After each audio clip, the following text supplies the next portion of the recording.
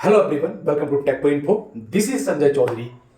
आज का वीडियो उन सभी बच्चों के लिए काफ़ी ही इम्पोर्टेंट होने वाला है, चाहे वो एमसीए करने वाले हों, एमएससी करने वाले हों, एमटेक करने वाले हों कंप्यूटर साइंस से, राइट। वो भी एडमिशन लेंगे सीयूटी के बेसिस पे। तो उन सभी के लिए बहुत ही महत्वपूर्ण ये वीडियो है। आपके जितने भी डाउट्स हैं वो एनटीए ने सीयूटी की ऑफिशियल वेबसाइट पे अपलोड की है और वो FAQ यानी कि फ्रीक्वेंटली आस्क्ड क्वेश्चन में पड़ा हुआ है। तो वो सारे क्वेश्चन मैं वन बाय वन पिक करूंगा और उसके जो सोल्यूशन लिखे गए हैं, रिस्पॉन्स जो एनटीए ने दिया है ऑफिशियली, उसको बताऊंगा।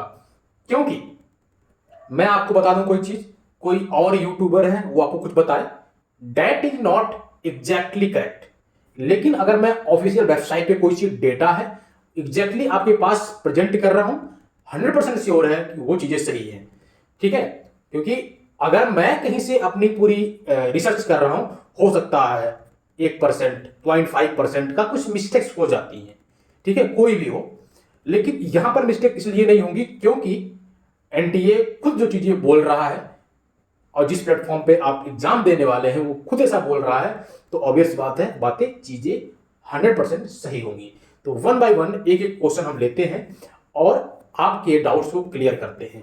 पहला जो क्वेश्चन है, ठीक है, कि देखिए टोटल नंबर ऑफ जो यूनिवर्सिटीज है 142 यूनिवर्सिटीज है जो कि पार्टिसिपेट कर रही है पीजी कोर्सेज में, ठीक है। इसमें डीटीयू भी है, दिल्ली टेक्नोलॉजिकल यूनिवर्सिटी, डीटीयू, ठीक है। डीयू भी थी, डीयू मतलब डीयू का जो टेक्निकल पार्ट है उसको डीटीयू बनाया गया है, तो उसको दिल्ली टेक्नोलॉजिकल यूनिवर्सिटी, डीटीयू, ठीक है।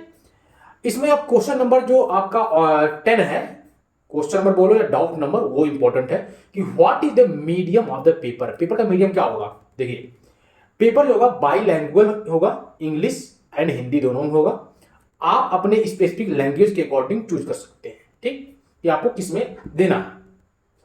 संस्कृत में पेपर होगा लेकिन वो सिर्फ संस्कृत वालों के लिए, आचार्य है, शिक्षा शास्त्री है, शिक्षा आचार्य है, ऐसे कोर्सेज के लिए, ठीक है। तो वो चीजें आपको अभी छोड़नी है, राइट, ठीक है। क्वेश्चन नंबर अगर आप देखेंगे 12 में, सॉरी 11 में, तो सिलेबस क्या है एग्जाम की। तो सिलेबस एक बार मैं डिस्कस कर देता हूं डिटेल में। वो सभी के लिए है, चाहे वो एमएससी करने जा रहा है, एमसीए करने जा रहा है, एमटेक करने जा रहा है, पीजी डिप्लोमा करने जा रहा है, ये सभी कोर्सेज के लिए ये सिलेबस है। सिलेबस क्या है आइए देखते हैं। देखिए ये सिलेबस है कंप्यूटर सेक्शन का, राइट।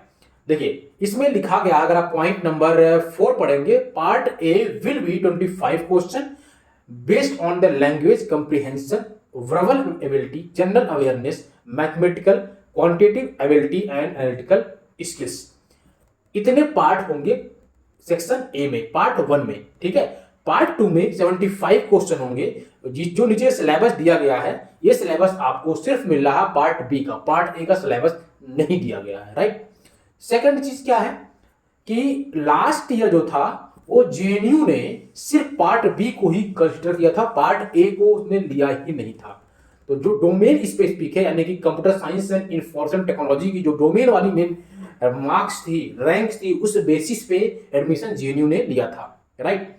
और जेएनयू का कट ऑफ क्या गया था लास्ट ईयर, वो मैंने यूट्यूब पे डाल रखे हैं, उसके पूरे वीडियोज को आप जाइए चेक करिए, राइट। सेकंड चीज है कि आपकी बार जेएनयू क्या कंसिडर करेगा, डीयू क्या लेगा एंड बीएचयू क्या लेगा, ठीक है। तो जेएनयू लास्ट ईयर तो आपको बता दें कि पार्ट बी लिया था, इस साल क्या लेगा, उम्मीद है पार्ट बी ही लेगा, पार्ट ए की तरफ तो नहीं जाना चाहिए। और जैसा जेएनयू कर रहा है, मुझे पूरा उम्मीद है 99% की डीयू भी सेम पैटर्न पे चलने वाला है, राइट।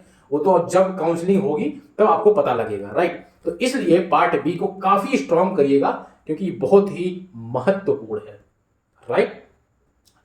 अब देखिए आते हैं हम नेक्स्ट क्वेश्चन पे। नेक्स्ट क्वेश्चन है 12 वाला, what are the examination dates for the CUET. तो एग्जाम डेट डिक्लेयर हो गया भैया, 7 जून को आपका एग्जाम होगा, ठीक है।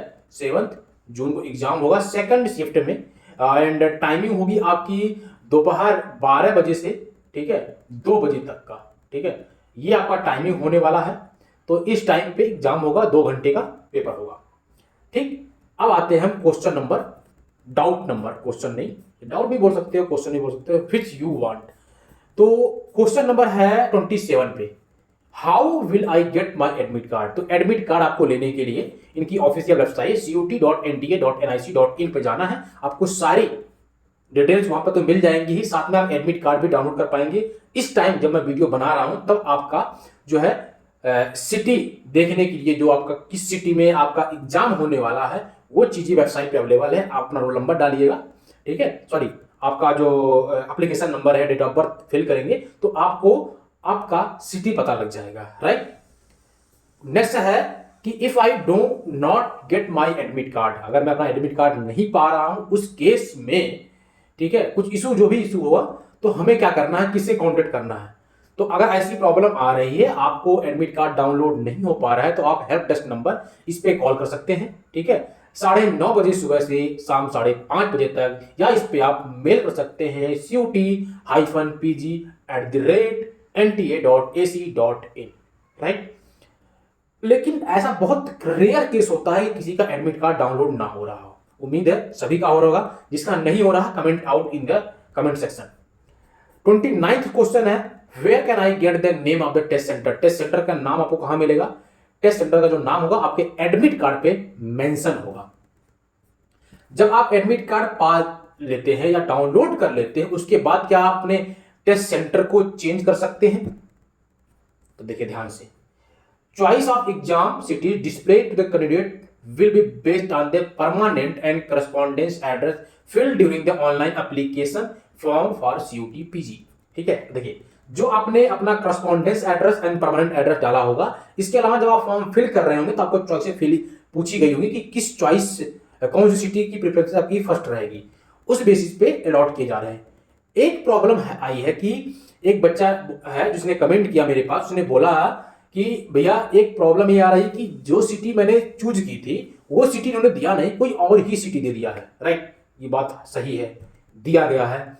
वो किस बेसिस पे दिया गया है? जो आपने अपना करस्पॉन्डेंस एड्रेस भरा था एंड परमानेंट एड्रेस भरा हुआ था, उस बेसिस पे आपको सिटी अलॉट कर दी गई है। जहां पर अगर मान लीजिए आपने फॉर्म में भरा है, पहला जो प्रेफरेंस है दिल्ली, सेकंड भर दिया आपने लखनऊ, थर्ड भर दिया आपने जो है सपोज करिए भर दिया आपने कानपुर, ठीक।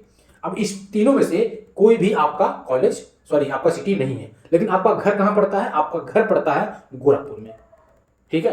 अब आपका घर गोरखपुर में, तो आपका जो सिटी होगा, जो एग्जाम सिटी होगी, वो आपका गोरखपुर हो सकता है, चांसेस है, ठीक है। तो इस बेसिस पे भी अलॉटमेंट किए गए हैं सिटी के। अगर क्वेश्चन नंबर 31 की बात करें, what is the reporting time at the centre? जो टेस्ट सेंटर आपका होगा, reporting time start 2 hour prior the scheduled commencement of exam, यानी कि 12 बजे से एग्जाम होने वाला है, तो आपका जो रिपोर्टिंग होगी वो 10 बजे से स्टार्ट हो जाएगी। लेकिन 10 बजे कोई एंट्री लेता नहीं है, 11 बजे के बाद स्टार्ट होगी, ठीक है, धीरे धीरे बच्चे जाएंगे। तो मैं बोलूंगा आप लोग को 11:15, ठीक है, या 11:30 के आसपास आप एंट्री ले ले, ठीक है। इसके बाद है what is the last time to entry? Entry लेने का लास्ट टाइम क्या है? आधा घंटा पहले, एग्जाम आपका स्टार्ट हो रहा है 12 बजे से, तो आपको एनी हाउ 11:30 तक एंट्री ले लेनी है, कोशिश यही रहे। कुछ सेंटर पे होता है कि अगर आप 15 मिनट भी टाइम बचा हुआ है, यानी कि 11:45 में भी एंट्री ले लेंगे, लेकिन कुछ जगह, सब जगह नहीं लेते हैं। तो मैं बोलूंगा आप लोग रिस्क मत लीजिएगा, टाइम से पहले पहुंच जाइएगा, पेपर की बात है, ठीक। 33 पे आते हैं, what document do I need to carry to the examination centre on the day of examination? Question समझ गए? नहीं समझे? समझा देता हूं। जिस दिन आपका पेपर है उस दिन आपको कौन कौन से डॉक्यूमेंट लेके जाने हैं, ठीक है। पहला चीज लेके जाना आपको एडमिट कार्ड, जो कि एनटीए की ऑफिशियल वेबसाइट पे से आप डाउनलोड करे हो और ये क्लियर हो कि A4 साइज में प्रिंट आउट किया गया हो, राइट। सेकंड है कि कोई भी आपके पास एक original valid photo identification proof हो, जैसे कि आपका पैन कार्ड, आधार कार्ड, ड्राइविंग लाइसेंस या राशन कार्ड, समथिंग आपके पास कुछ ना कुछ हो। इसके अलावा अगर आप PWBD सर्टिफिकेट इशूड है जो कि किसी अथॉरिटी द्वारा, तो वो भी आपको लेके जानी है अगर आप क्लेम कर रहे हैं तो, ठीक है। चीज यहाँ पर स्पेशल मेंशन किया गया है कि कोई भी कैंडिडेट को पर्सनल आइटम के लिए अलाउ नहीं किया जाएगा, जैसे कि मोबाइल फोन, डिजिटल या एनालॉग वॉचेज, जैसे कि आजकल तो आपका ये नॉइज का आ गया, या जो है आपका बोट का आ गया, ये सारी जो वॉच है डिजिटल हो गई, तो ये वॉच भी आपको वैलिड नहीं है ले जाना वहां पर, तो पहन के मत जाइए, मेरे हिसाब से एंट्री नहीं देने वाले हैं, ठीक है। इसके अलावा कोई भी फूड आइटम, खाने पीने के लिए चिप्स लेके अंदर नहीं जाने हैं, ठीक है, पेपर देने जा रहे हो, मन से पेपर दो। खाना खाने के लिए आप पहले खा लो, तब घुसो, और आने के बाद खा लेना, ठीक है। 2 घंटे आराम से पेपर देना मन से, ठीक है। इसके अलावा कोई स्टडी मटेरियल जैसे कोई पेपर हो गया, बुक हो गया, वो भी नहीं होगा। लॉकेट से अलाउ नहीं किए जाते हैं, लॉकेट कुछ जगह अलाउ करते हैं लेकिन असल मेंशन नहीं होगा। कोई भी बैग अलाउ नहीं किया जाएगा। अगर मान लीजिए आप पेपर देने कहीं दूर जा रहे हैं और बैग लेके जा रहे हैं, तो ये ध्यान रखिएगा कि आपको बैग संभालने वाला कोई ऐसा हो, या बैग लेके जा रहे हैं तो बैग में इतना कोई इंपॉर्टेंट सामान मत रखिएगा जिससे अगर बैग गायब भी हो तो आपको फर्क ना पड़े, ठीक है। इलेक्ट्रॉनिक गैजेट्स कोई भी नहीं होगी, और कोई भी ऐसा भी चीज ना हो जो कि मना किया गया है, ठीक है, टेस्टिंग रूम में, ठीक। ये चीजें इतनी मेंशन की गई है, ध्यान दीजिएगा। इसके बाद है 34th पे, what the precautions should I take while carrying documents. Document लेके आप जा रहे हैं तो आपको क्या क्या प्रिकॉशंस लेनी है। The name on the photo identification must match with the name shown at the admit card. समझ रहे हैं आप, जो आपके एडमिट कार्ड पे नाम है और जिस बंदे का फोटो है, उसी बंदे का फोटो, उसी बंदे का नाम जो है उसके आईडी कार्ड में भी हो। यानी कि अगर मैं पेपर देने जा रहा हूं तो मेरा आधार कार्ड रहेगा, और ठीक है, और फोटो भी सिमिलर हो, तभी आपको एंट्री मिलेगी। अगर चापलूसी कर रहे हो, चापलूसी नहीं कर सकते, मतलब किसी और का फर्जी पेपर देने जा रहे हो, तो ये चीजें आपको पूरी तरह से बैन किया जाएगा। किसी भी पेपर में आप बैठ नहीं पाएंगे आगे। अगर किसी स्थिति में आपका नाम चेंज हुआ है, किसी स्थिति में, जैसे कि शादी हो जाती है तो शादी के बाद जो है आपका सर नेम चेंज होता है, ठीक है। सपोज करिए जैसे कि मेरा नाम है संजय चौधरी, ठीक है। अगर कोई लड़की है, उसकी शादी होती है, तो हस्बैंड का जो जो सर नेम होता है वो ऐड हो जाता है इन जनरल। तो उस तरह से का कोई सर नेम चेंज हुआ, कुछ भी चेंजेज हुई है, तो आपको वो मेंशन करना पड़ेगा, ठीक है। Candidate must show the relevant document like marriage certificate, divorce certificate, decrease certificate, legal name change document at the time of examinations. अब ध्यान दीजिएगा, ये स्पेशली उनके लिए जो शादीशुदा लोग हैं, ठीक है, या शादी हुई थी, डिवोर्स हो रहा है किसी वजह से, तो उनके लिए है, राइट। 35 नंबर क्वेश्चन है, शुड आई कैरी ये पेपर फॉर एग्जाम। नहीं, पेपर लेके नहीं जाना आपको एग्जाम में। आपको एक ब्लैंक सीट वहां पर दी जाएगी, 1 2 3 जितना मांगेंगे मिल जाती है आराम से, ठीक है। प्यार से मांगना। आपके पास आसपास घूमने वाले जो भी आपके जो है इन्विजिलेटर रहेंगे वो आपको प्रोवाइड करेंगे आराम से। आप उनसे मांगेंगे, जो इंस्ट्रक्टर होंगे वो आपको प्रोवाइड कर देंगे, ठीक है। क्वेश्चन नंबर 36 बोल रहा, how do I answer question in the computer based mode. आपको आंसर कैसे करना कंप्यूटर बेस्ड जो पेपर होगा उसमें। तो देखिए, सबसे पहली चीज ये है जो मैंने स्टार्टिंग में बोला कि आधे घंटे पहले आप एंट्री एनी हाउ ले लीजिएगा। उसका पहला रीजन ये है कि सारे इंस्ट्रक्शन जो कि आपकी स्क्रीन पे लिखी होती है जब आप एंट्री मारेंगे, ठीक है, और आपके पास स्क्रीन जब खुलेगी, आप अपना पासवर्ड डालेंगे, आईडी डालेंगे, तो सबसे पहले आपको 15 मिनट पहले आपको टाइम मिलता है, सारे इंस्ट्रक्शन से पढ़ लीजिए। आप पढ़ने का मौका मिलता है 15 मिनट का, और पढ़ने के बाद आपको कोई दिक्कत नहीं है अगर ध्यान से पढ़ेंगे तो, ठीक है। सारी इंफॉर्मेशन बुलेटिन वहां पर 1 by 1 step by step mention होती है, जिसके बेसिस पे आपको पेपर देने हैं, ठीक है।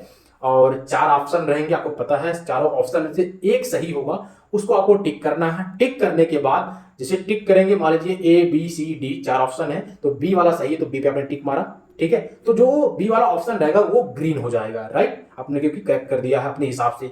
फिर उसके बाद नीचे ऑप्शन होता है नेक्स्ट, सेव एंड नेक्स्ट। तो सेव एंड नेक्स्ट पे क्लिक करोगे तो नेक्स्ट क्वेश्चन पे आप चले जाएंगे, राइट।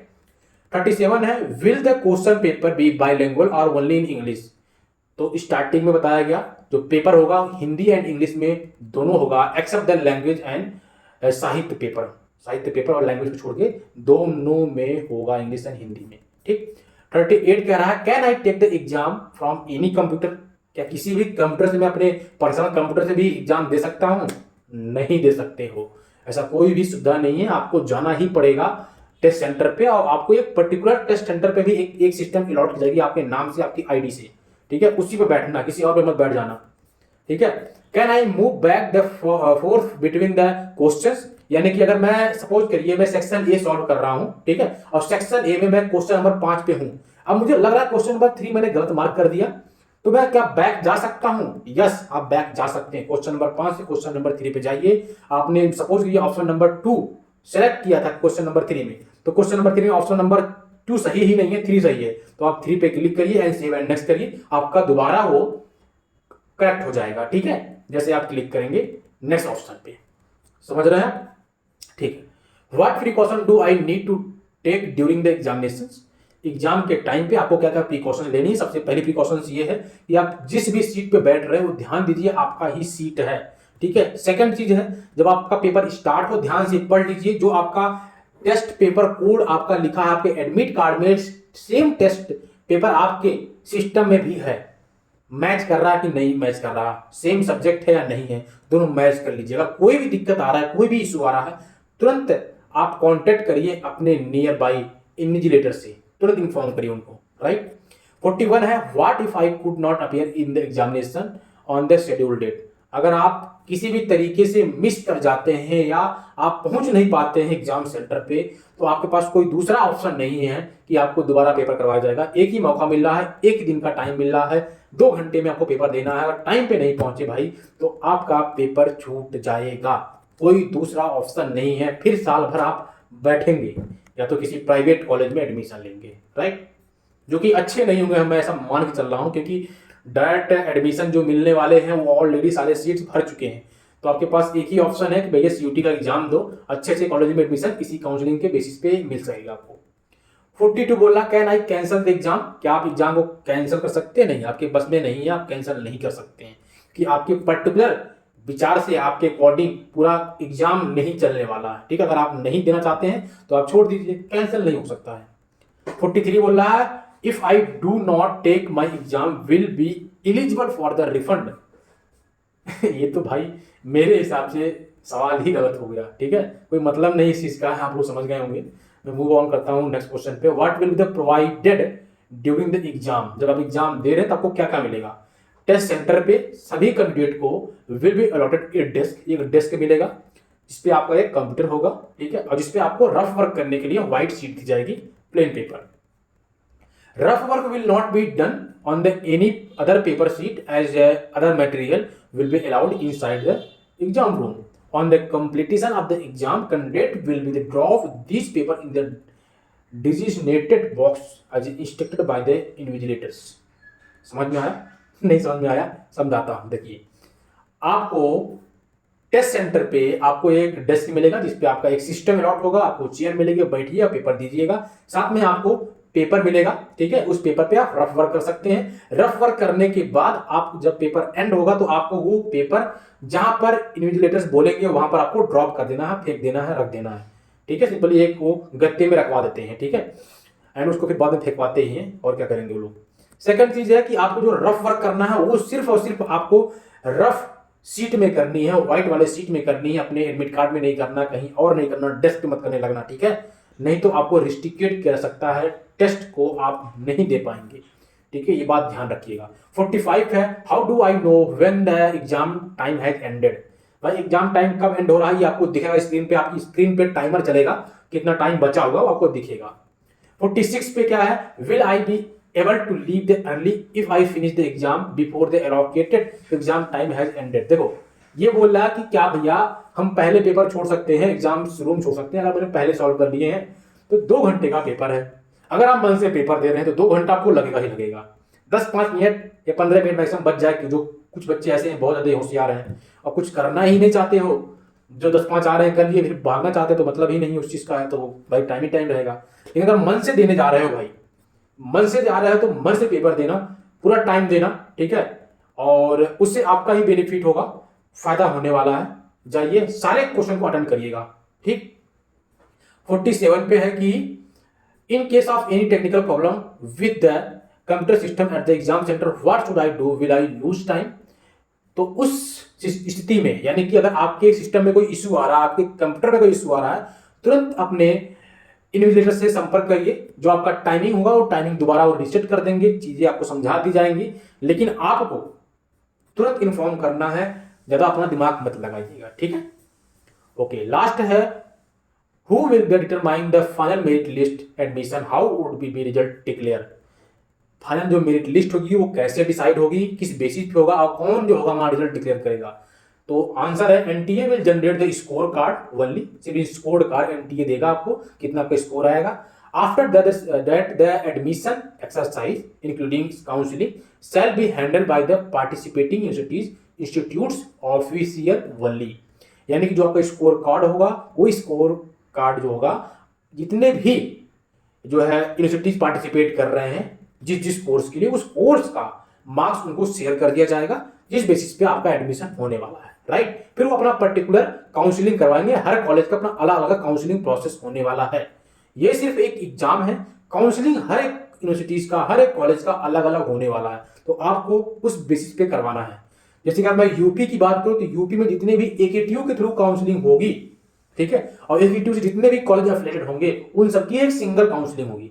ऐसे ही अलग अलग जो है स्टेट्स में भी हैं, लेकिन जो सेंट्रल यूनिवर्सिटीज हैं उनका सिर्फ अलग अलग काउंसलिंग, जैसे कि आपका हो गया central university of Haryana, central university of Karnataka, central university of Himachal Pradesh, ये सारी जो यूनिवर्सिटीज हैं उनके अलग अलग काउंसलिंग प्रोसेस है। ओके, आई होप जो आपके डाउट्स थे, डाउट्स आपके क्लियर हुए होंगे, ठीक है। अगर इसके बाद भी कोई डाउट्स हैं तो कमेंट करिए, कोशिश करूंगा मैं जो टाइम बचा हुआ है उसमें आपके डाउट को क्लियर करने की, ठीक है। Thank you for watching this video, I will meet very soon in our next video, तब तक के लिए जय हिंद।